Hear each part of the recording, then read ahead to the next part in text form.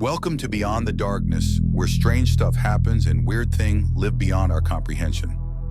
Here we dive deep into the dark, bringing you stories that will make your skin crawl and your hair on back of your neck stand. So embrace yourself that we dive into the rabbit hole. I'm a deep-sea fisherman. It's exactly like it sounds. I go out with a few other men and catch fish in the middle of the ocean. We have two boats, one smaller for fishing closer to land, and a boat for the deep sea. It's got everything you could ever need on a boat for long voyages, from a microwave to a medical room where you can do basic surgery. I've been in this field for 6 years now, and I love it. I came from a horticulture/agriculture background, working on farms to now working on a fishing boat.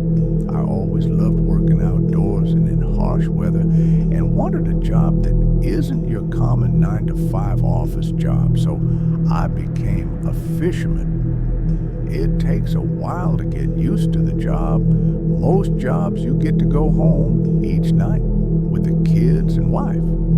This job, though, you're out at sea for weeks to months. Very long hours and brutal work that requires a lot of physical and mental strength, but it has become one of the most rewarding and interesting jobs I've ever done. This particular time, I was going on a voyage from East Melbourne, Australia, down to the bottom of New Zealand, out to the southern Pacific, down towards the Antarctic Circle, before voyaging back to Melbourne to unload at the harbor. Total trip was estimated to take around 6 to 8 months. Once I and the crew of 7 other men were ready, we each boarded the ship. Russell was the captain of the ship. He had been on the water for a long time. He was your classic sailor. Big white beard, cigar in mouth, and beanie on his bald head. We started on top deck as we embarked from the marina. I had pre-checked that we had everything, and we did. Weather's good. Let's set out now, Russell said over the intercom. The first day was just getting out there, monitoring weather, and getting the nets ready, and other basic tasks. The real fun of the job starts when you get further out. Or at least, that's what I assumed. We made it offshore of New Zealand, about 460 kilometers. The first few days, we had some good catches and nothing unusual. It was when we, about 1,450 kilometers away from nearest land, in the middle of the ocean. We were very isolated, and the water out here was deep and freezing cold. The first week was tough. We were battling a storm with big waves and bad currents. I was out on deck when a big wave crashed, water everywhere, drenched and cold, but dry from our PVC overalls. "Duck," Russell announced over the radio. Whoosh! The big wave went as it crashed on the floor overhead as we sheltered in the hull. We were on our last net. Before the end of the day, it was already cold, and we were tired, ready for dinner and a shower. It was just me and Randall on the deck as the others were putting the fish in the lower deck and tying up the ropes on the crane. "You ready?" Russell said over the radio. We gave a thumbs up, and he hoisted the crane, pulling in the craypot to the deck. We opened the gate, and crabs went into the tub before putting them in the ice tank below deck. After, I went around to make sure the pots were secure as we finished up for the day. By this time, it was still rough. A week went by. Everything was normal. Get up, eat, work for 12 hours, and breaks in between, then another 4 hours, break and another load of time, load up and go down for dinner, shower, and go to bed. This was mostly the routine for life on the water, making jokes in between and trying to work hard and enjoy it while we can. The work was hard and long. Weather was unpredictable, Time zones were weird. The sun only shined for a few hours a day, and most of the time it was dark, cold, and rough. The only thing you could see was the endless ocean and the bright lights of the ship.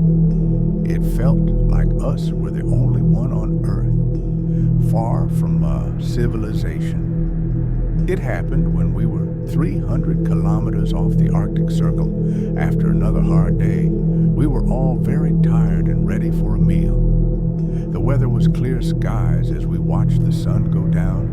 The water was finally calm as we had been battling storms for a few weeks. I ate my food as we talked around the table. It felt like now I could breathe and actually talk to the others. After a chat and eat, I went to the shower to clean off before getting to bed.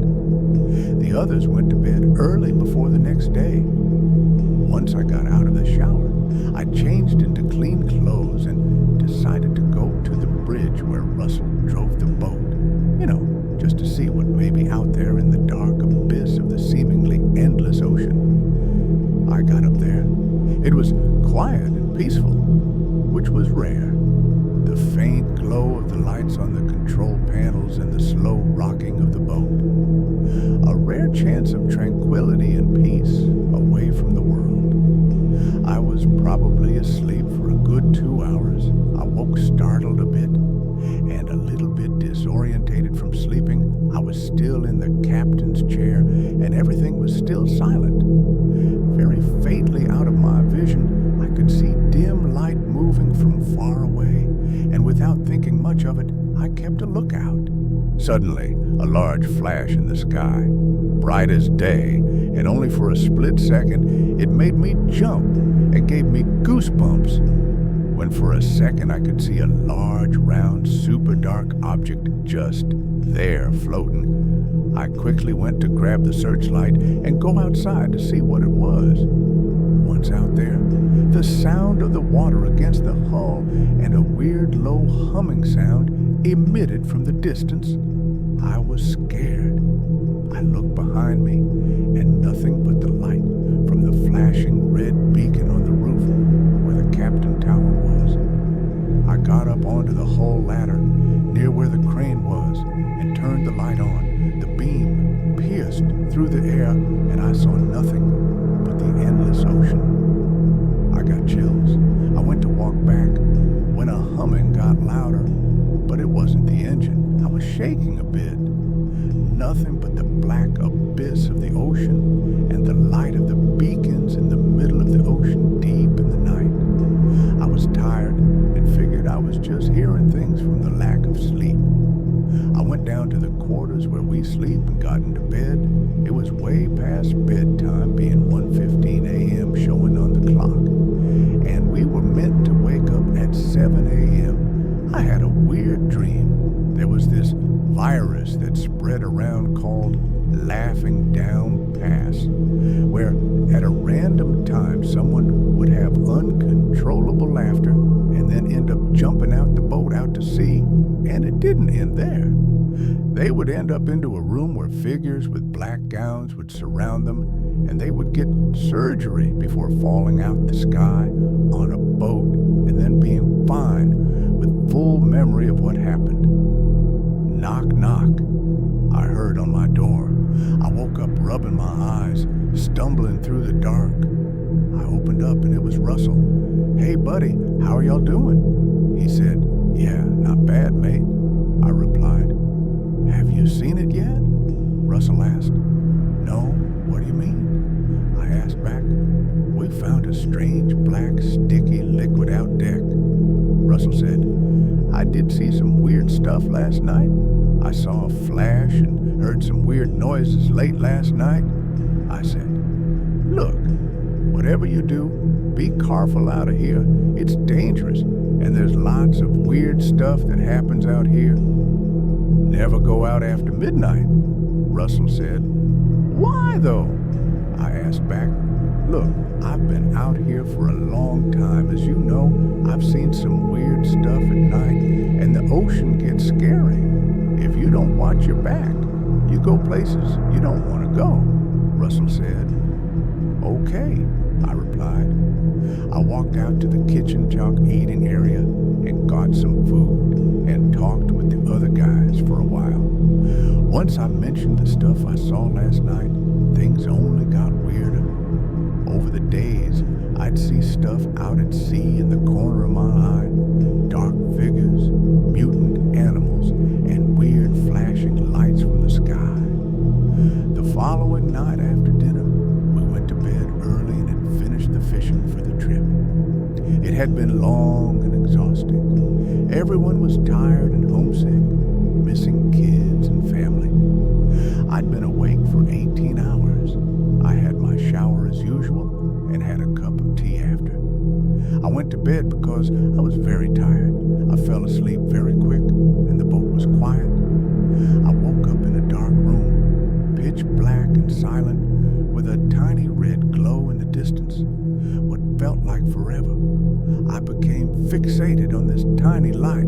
I felt lost, yet a sense of peace that I had never felt before. Round, small, and far away, sat still. Suddenly covered the entire room in a flick. Everything was this deep, bright, pure red color. I felt every emotion in a matter of 10 seconds, and it ended with the feeling of waiting for something to happen. I suddenly felt a cold, like really cold wind, and could hear it was loud. Then out of nowhere, I saw specks like stars before falling into water, cold, dark, and quiet. Again, but I feel like I was sinking fast. Then I could see huge animals.